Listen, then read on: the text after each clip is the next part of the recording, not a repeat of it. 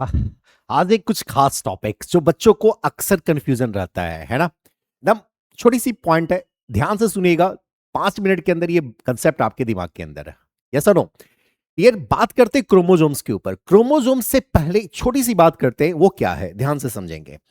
Chromosomes को समझने के लिए डियर मैं जो बात करने वाला हूं आपसे समझेंगे कि आखिर सर ये क्रोमोजोम्स होता कहां है। ये बात आपको सब लोग को पता होगा डियर। आप ब्रेन ऑफ सेल जानते होंगे। ब्रेन ऑफ सेल किसे कहा गया सर? न्यूक्लियस को कहा गया। ये बात आप सब लोग को पता है डियर, करेक्ट। ये न्यूक्लियस है। एनिमल सेल में सेंट्रली लोकेटेड न्यूक्लियस और प्लांट सेल में पेरीफेरी वाले रीजन पे। ये बात आप जानते हैं, सही है। अब बात आती है कि सर इस न्यूक्लियस के अंदर एक स्फेरिकल सा बॉडी, उस स्फेरिकल से बॉडी का नाम क्या है डियर? न्यूक्लियोलस नाम है। क्या नाम है इसका? न्यूक्लियोलस। इसमें डेंस फ्लूइड है, सबको पता? हाँ सर जी। डेंस फ्लूइड का नाम क्या है? न्यूक्लियोप्लाज्म। मैंने क्या बना दिया यहां पे? ये न्यूक्लियोप्लाज्म में डेंस फ्लूइड है। क्या ये डेंस फ्लूइड? इस फ्लूइड का नाम क्या मैंने कह दिया? न्यूक्लियोप्लाज्म कहा। क्या कहा? न्यूक्लियोप्लाज्म।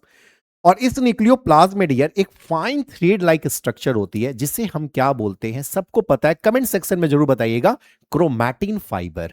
Correct, correct. यहां तक समझ में आई बात। अब बात मैं करता हूं कि सर ये क्रोमोजोम्स कब, ये क्रोमेटिन फाइबर क्या करेंगे डियर? इसका नाम क्या है? मैं क्या लिख दूं इस क्रोमेटिन फाइबर का नाम? मैं क्या लिख दूं? यहां लिख दूं यहां पे। इसे क्या बोलते हैं हम लोग? क्रोमैटिन फाइबर बोलते हैं। क्या बोलते हैं? क्रोमैटिन फाइबर मेरे डियर, करेक्ट। यही क्रोमैटिन फाइबर जो थ्रेड लाइक स्ट्रक्चर है वो क्या कर गया? कंडेंस कर गया। क्या कर गया? कंडेंस। और कंडेंस करके क्या बन गए? क्या बन गया डियर? ये कंडेंस करके बन गए हमारे क्या? क्रोमोजोम। तो मैं क्या डेफिनेशन लिख सकता हूं क्रोमोजोम का? अब तो आपको क्लियर हो गया होगा। इस क्रोमोजोम की डेफिनेशन क्या हो सकती है sir? Sir it is a condense part. क्या मैं लिख रहा हूं? It is what? Condense part है हमारा। किसका? किसका? सोचो डियर, मैंने भी बताया क्रोमैटिन फाइबर का। क्रोमैटिन फाइबर, सही है। तो मैंने क्या कहा? It is a what? Condense part of what? Chromatin fibre which formed during cell division. ये बात इंपॉर्टेंट है, बिना इसको बोले क्या होगा? अधूरा हो जाएगा।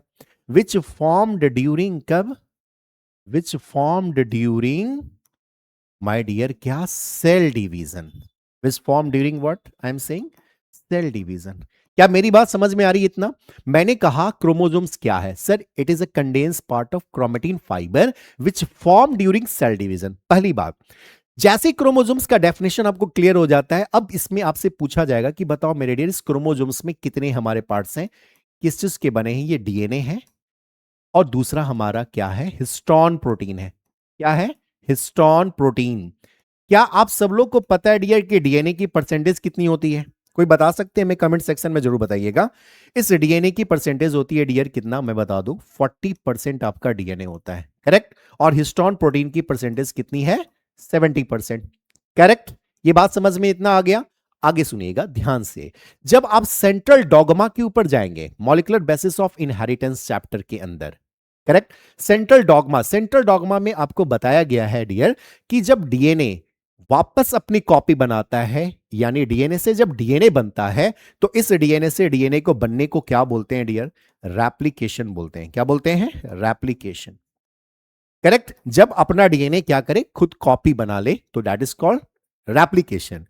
क्या डीएनए से आरएनए बनती है? हां। इसे क्या बोलते हैं डियर? ट्रांसक्रिप्शन। क्या बोलेंगे इसको?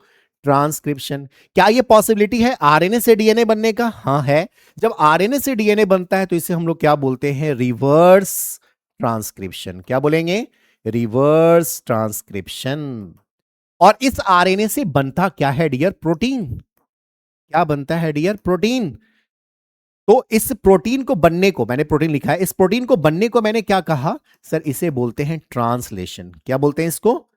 Translation, correct. क्या मेरी बात समझ में आ गई? तो डीएनए से डीएनए का बनना रेप्लिकेशन, फिर इसके बाद आरएनए से डीएनए बनना रिवर्स ट्रांसक्रिप्शन, आरएनए